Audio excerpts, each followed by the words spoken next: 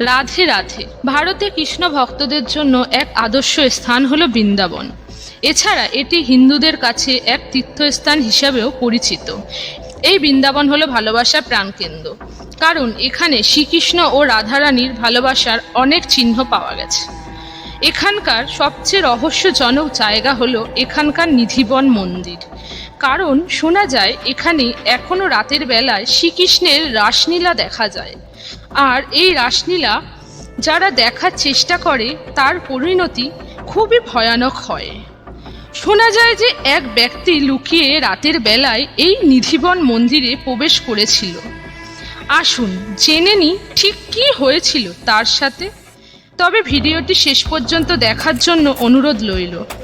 দেখার পর ভালো লাগলে অবশ্যই একটা লাইক দিতে ভুলবেন না। আর এই রকম ভিডিও আরও দেখার জন্য চ্যানেলটি অবশ্যই সাবস্ক্রাইব করে দেবেন। আজকে আমরা দেখব যে ব্যক্তিটি লুকিয়ে মন্দিরে প্রবেশ করেছিল তার সাথে ঠিক কী হয়েছিল। বৃন্দাবনে অবস্থিত পুরোহিত এবং স্থানীয়দের মতবাদ অনুযায়ী নিধিবনের মধ্যে অবস্থিত গাছগুলি আসলে হলো গোপিনী, যারা নাকি রাত্রিবেলাতে শ্রীকৃষ্ণের সাথে রাসলীলায় মত্ত থাকেন। এই রাসলীলা দেখা সম্পূর্ণ নিষিদ্ধ এবং দণ্ডনীয় অপরাধ। যে বা যারা এই রাসলীলা দেখার চেষ্টা করেছে তার পরিণতি হয়েছে মারাত্মক। শোনা যায় এখানে বসবাসকারী জীবজন্তু রাত্রের বেলায় বনত্যাগ করে চলে যায়। শ্রীকৃষ্ণ এবং রাধারানীর রাসলীলা কোনো সাধারণ জিনিস নয়। এই লীলা হলো অলৌকিক জগতের লীলা, যা সাধারণ মানুষের দেখা সম্ভব নয়।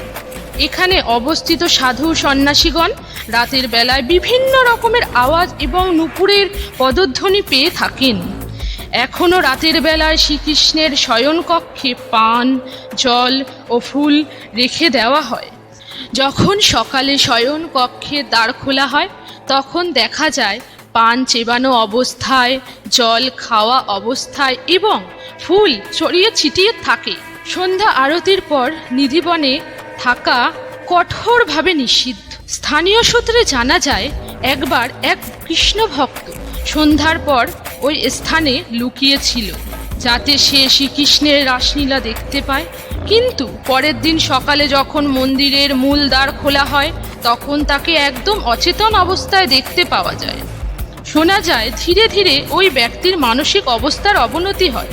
এছাড়াও আরও বিভিন্ন ধরনের অলৌকিক ও রহস্যময় কথা স্থানীয়দের মুখ থেকে শোনা যায়। পাগলা বাবা নামে এক ব্যক্তির কথা শোনা যায়, যার সমাধি ছিল নিধিবনে। কথিত আছে যে তিনি একবার নিধিবনের মধ্যে প্রবেশ করেছিল, যার পর থেকেই উনি উন্মাদ হয়ে যায়। তিনি শ্রীকৃষ্ণের এক অনন্য ভক্ত ছিলেন। এই জন্য তার মৃত্যুর পর তাকে নিধিবনের ভেতরে সমাধি দেওয়া হয়।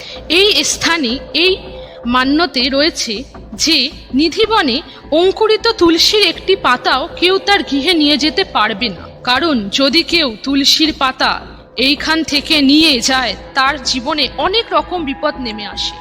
তুলসী ভগবান শ্রীকৃষ্ণের অত্যন্ত প্রিয় হওয়ার কারণেই কেউ তাদের স্পর্শ পর্যন্ত করে না।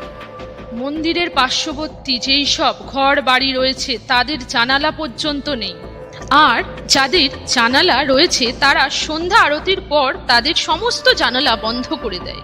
এখানে অবস্থিত স্থানীয়দের থেকে শোনা যায় সন্ধ্যে 7টার পর নিধিবনের দিকে কেউ দৃষ্টিপাত করেন না। যারা দৃষ্টিপাত করেন তাদের এক দিব্যরশ্মির শিকার হতে হয় এবং তাদের দৃষ্টিশক্তি লোপ পায়। এখানে ভক্তরা শুধুমাত্র সিঙ্গারই অর্পণ করেন এবং তাদের প্রসাদ স্বরূপ সিঙ্গারই দেওয়া হয়। অনেকে বলেন নিধিবনে যে সমস্ত বৃক্ষ রয়েছে সেই সবই গোপিনী, যার সংখ্যা 16,000, যারা রাতের বেলায় শ্রীকৃষ্ণের সাথে রাসলীলাতে লিপ্ত হয়। এই কারণেই সন্ধ্যার পর এই স্থানে আসা একদমই নিষিদ্ধ। একবার এক পূজারী এই স্থানে সন্ধ্যার পর প্রবেশ করেন, কিন্তু পরের দিন সকালে তার মৃতদেহ পাওয়া যায়। মন্দির কমিটি সকলকে সাবধান করার জন্য এই ব্যক্তির মৃতদেহ ওই স্থানেই সমাধি দেওয়ার সিদ্ধান্ত নেয়।